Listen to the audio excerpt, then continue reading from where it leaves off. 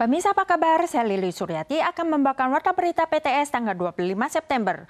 Seorang bayi perempuan berusia 4 bulan di distrik Tasik Kaohsiung meninggal karena kelaparan. Diduga ditelantarkan oleh ibu berstatus janda tunggal. Ibu ini merawat 2 anak, namun setelah festival kue bulan tidak menitipkan anaknya di tempat penitipan anak. Dan tanggal 23 baru diketahui bahwa bayi tersebut telah meninggal. Saat ini, ibu tersebut telah ditahan oleh kejaksaan. Belum lama ini, seorang bayi perempuan meninggal di sebuah komunitas di distrik Tasik Kaohsiung. Seorang janda tunggal usia 31 tahun bermarga Chen dicurigai mengabaikan perawatan dan meninggalkan bayi usia 4 bulan sendirian di rumah yang baru ditemukan tewas oleh pihak luar 6 hari kemudian.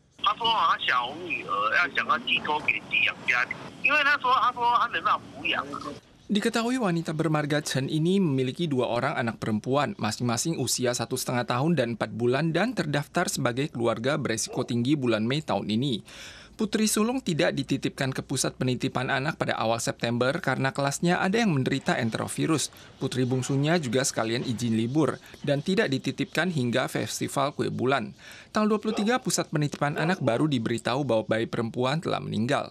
发现该婴儿已死亡多时，检察官同时指挥警察到现场采证，并查扣相关手机证物，再传唤生母到场。经检察官讯问被告后，认被告犯杀人罪嫌重大，有羁押之原因及必要性。 Oknum diduga meninggalkan bayi perempuannya sendirian di rumah tanpa alasan jelas. Saat diinterogasi polisi, ia hanya mengatakan bahwa bayi perempuan tidak memiliki nafsu makan. Jaksa menilai ia terlibat kejahatan pembunuhan dan pengadilan mengeluarkan perintah penahanan dengan larangan besuk. Setelah sekian lama seorang bocah laki-laki tidak masuk sekolah di kota New Taipei, pihak sekolah memberitahukan polisi untuk pencarian. Setelah menemukan ayah kandungnya, mereka menemukan bahwa bocah laki-laki tersebut diduga telah meninggal saat masih bayi. Keluarga menemani jenazah selama 5 tahun dan kemudian membuangnya pada tahun lalu. Polisi menemukan jenazah bayi di Pegunungan Kilong pada tanggal 23. Namun ditemukan banyak kejanggalan pada kasus ini. Departemen Pendidikan Kota New Taipei menemukan seorang bocah laki-laki yang telah mencapai usia sekolah dasar kelas 1 namun tidak mendaftarkan diri, maka dilaporkan untuk dilacak. Ayah kandungnya menyatakan bahwa anak tersebut meninggal secara tidak sengaja. Kemudian jenazahnya dibuang di daerah Pegunungan Kilong. Namun kejaksaan mencurigai bahwa anak tersebut dibunuh pada saat masih bayi. Setelah diselidiki Departemen Kesejahteraan Sosial, keluarganya mengaku telah menerima subsidi anak berusia 0-2 tahun sebesar $100.000. Jaksa masih menyelidiki apakah ada manipulasi subsidi. Sejumlah bubuk ayam rasa orisinal KFC sebesar 2.000 kg yang diimpor dari Thailand terdeteksi mengandung zat penyebab kanker di area perbatasan. Terkait hal ini, pihak KFC mengeluarkan pernyataan yang menekankan bahwa batch bubuk bumbu tersebut telah dikembalikan sesuai dengan peraturan dan belum dipasarkan. Ayam goreng dengan kulit keemasan dan renyah menjadi makanan favorit banyak orang. Namun bubuk bumbu impor yang digunakan restoran KFC dikabarkan mengandung karsinogen sehingga membuat konsumen khawatir. FDA mengumumkan hasil pemeriksaan terbaru di area perbatasan tanggal 24. Salah satu batch bubuk ayam rasa orisinal KFC yang diimpor dari Thailand oleh perusahaan Jardine Food Services ditemukan mengandung karsinogen etilen oksida dengan bobot total 2.000-an kilogram.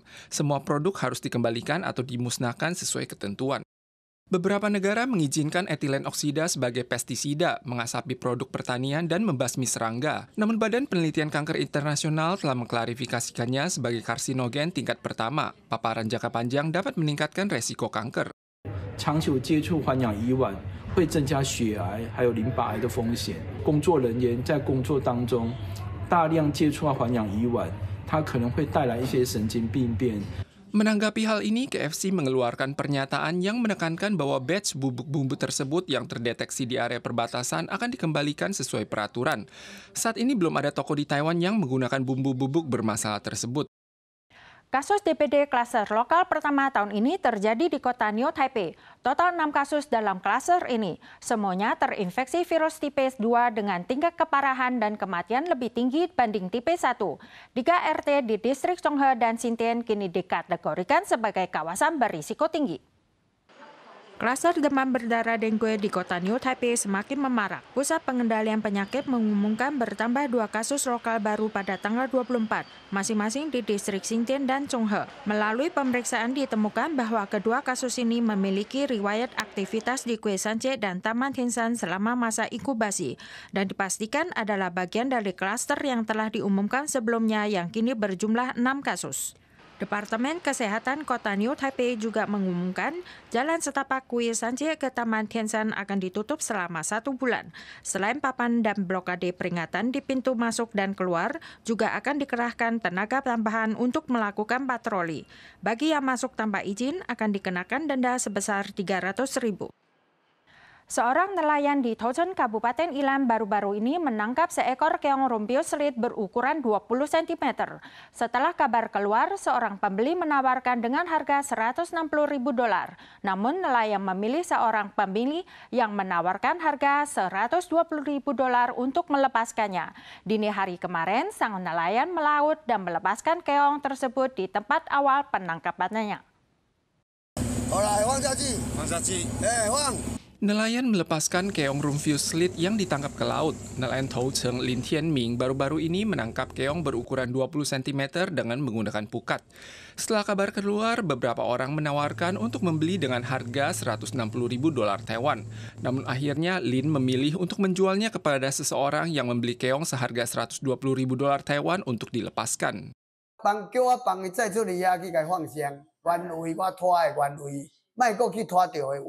Keong rumpius slit tersebar di sepanjang pantai Jepang, Taiwan, dan Indonesia dan muncul pada masa Kambrium, era Paleozoikum, dan berangsur punah pada era Kenozoikum.